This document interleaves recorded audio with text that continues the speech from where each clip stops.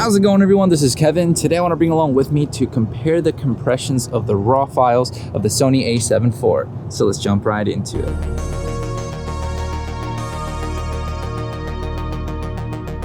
So we're going to be comparing the Sony A7 IV raw files, the compressed, uncompressed, the lossless compressed, and all that stuff, just to go ahead and show you the difference of it to see if you really truly need to shoot at the most uncompressed with the bigger files, or if you're fine with, compressing them just a little bit or not.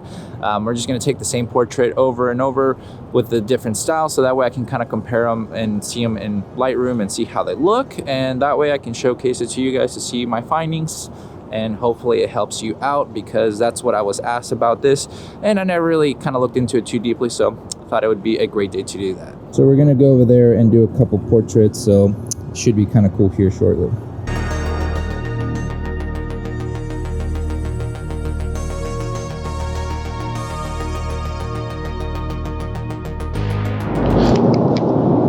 Alright, so I'm just going to keep this in aperture priority just because it's going to make it easier, so that we have always the right setting and try to keep them as possible. So we're going to do the uncompressed. So if we look here, we got the raw, the uncompressed raw. So ready, 1, 2, 3, stay right there.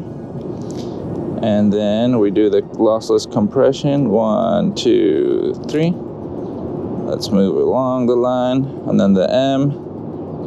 1, 2, 3, and then the small, 1, 2, 3, and then the uncompressed or raw compressed. Here we go, 1, 2, 3. There we go.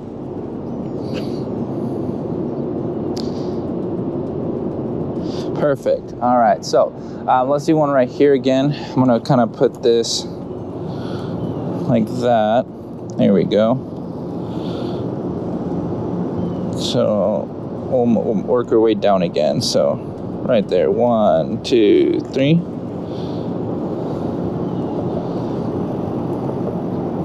Ready, 1, 2, 3. 1, 2, 3. Here we go, 1, 2, 3.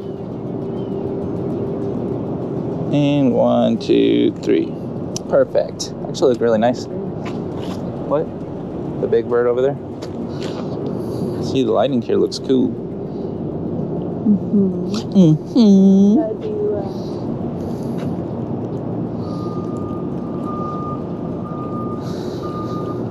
Like full body or just up close? Okay. Ready, 1, 2, 3. Perfect. 1, 2, 3. Perfect. 1, 2, 3. Perfect.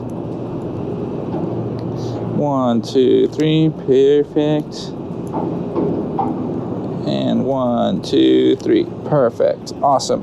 Shebang. So we're gonna go ahead and take more portraits over here. I'll be using also the trusty dandy GoPro to give you some behind the scenes of how I'm taking these shots with this bad boy.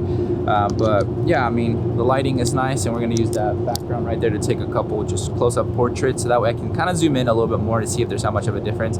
My guess, in all honesty, which I think is kind of like defeating the purpose of things, it might be that they're all about the same quality, that it'll just be fine. You won't really notice that much of a difference, but we'll go ahead and find out anyways for today's video.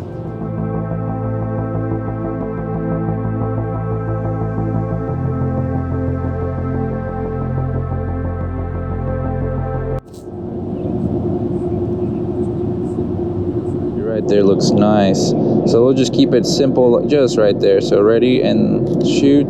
Good. Let's change it to the lossless compressed large. 1, 2, 3. Good.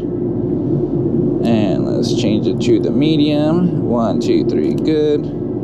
And change it to the small. 1, 2, 3. Good. And change it to the compressed. And bam. That's pretty much it on that end.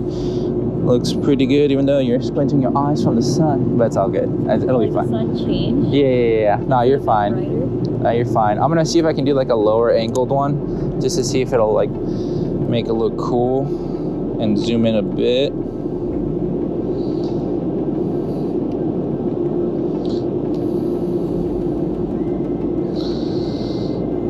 right, ready? Let's get it back to the uncompressed. 1, 2.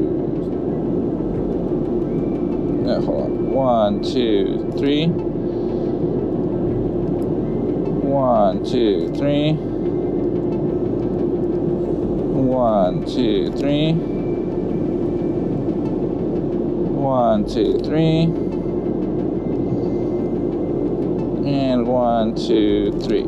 Perfect. I think we've taken enough photos that we are going to be able to compare. Probably took a little bit too many, but there's no such thing as taking too many photos if you're just, wanting to take some crispy shots.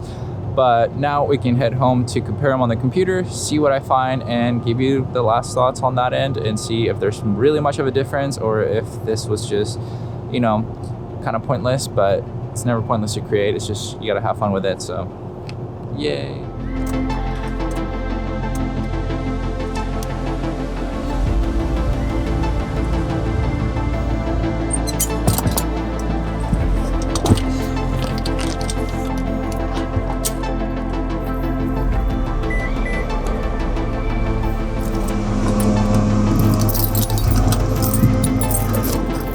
Alright, so we got the files here in Lightroom comparing side by side the raw, uncompressed with like the other types. Now, one thing straight off the bat is there were some corrupted files with the uncompressed lossless mediums and small files.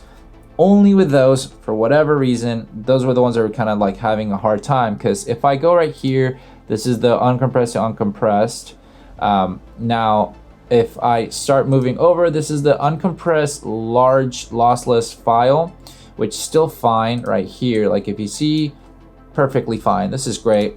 We love it. We strive for that. Now, if we go to the medium one, boom. No, not sure why. It was a recurring thing on every single time that I did that. So that's one thing to keep in mind. So I had to convert it into a TIFF file, which can it be used? Yes. Is it going to be worth the hassle to have to shoot it raw, uncompressed, medium, to then turn it into a TIFF with using the Sony Imaging Edge desktop edit app? Probably not worth it. Too much time.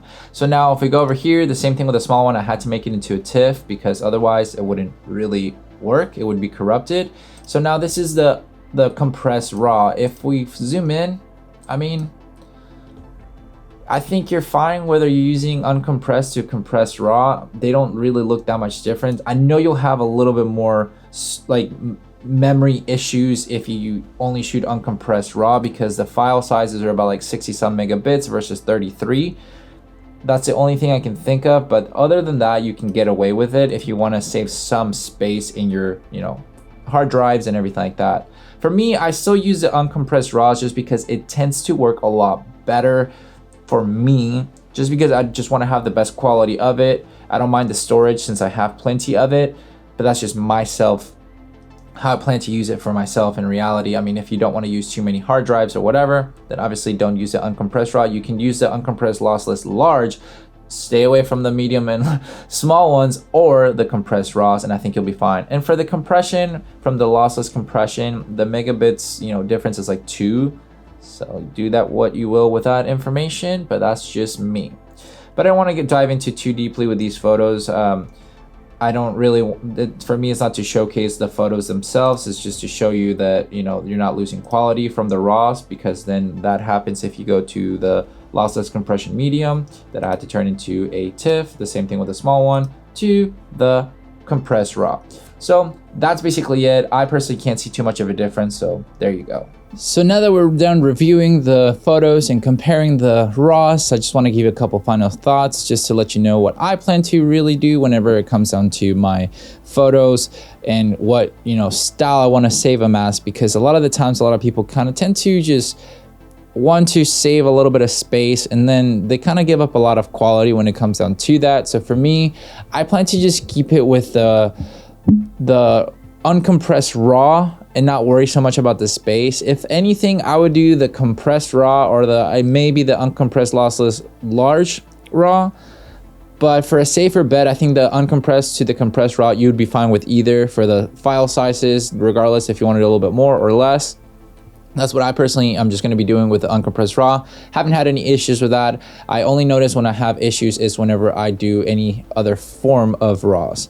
So for me, I prefer not risking that, because if I'm out taking, photos and doing a job or anything like that, I do not want to have any corrupted files and then I lose the work, or I have to go and make them as TIFFs, which, lose the quality anyway. So might as well just keep to what I think works best, which has been the uncompressed RAW. And from what I can tell with this test is do the uncompressed lossless large or the compressed RAW. Stay away from the medium to small uncompressed lossless RAW.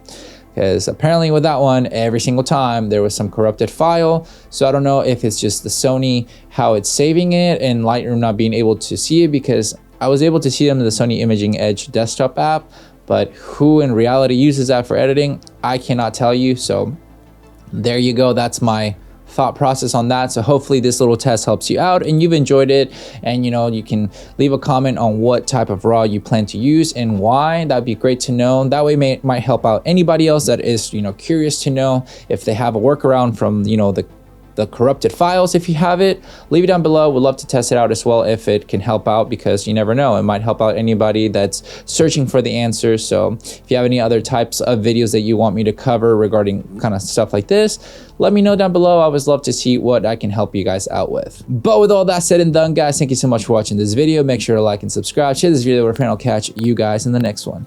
See ya.